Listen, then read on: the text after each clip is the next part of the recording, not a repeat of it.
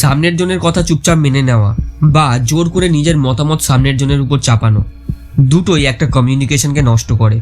তাহলে করব কি? উত্তর একটাই, অ্যাসার্টিভ কমিউনিকেশন। এটা কি?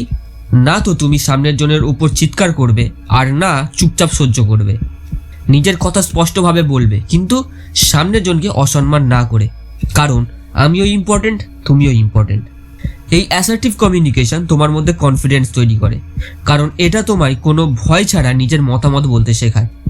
যখন তুমি তোমার মতামত বলবে, তখন তোমার অ্যাংজাইটি কমবে, মেন্টাল পিস বাড়বে। এটা তোমায় না বলতে শেখায়, কোনো রকম এক্সপ্লেন না করে তোমায় রেসপেক্ট দেয়, কারণ তুমিও সামনের জনকে রেসপেক্ট দিচ্ছ।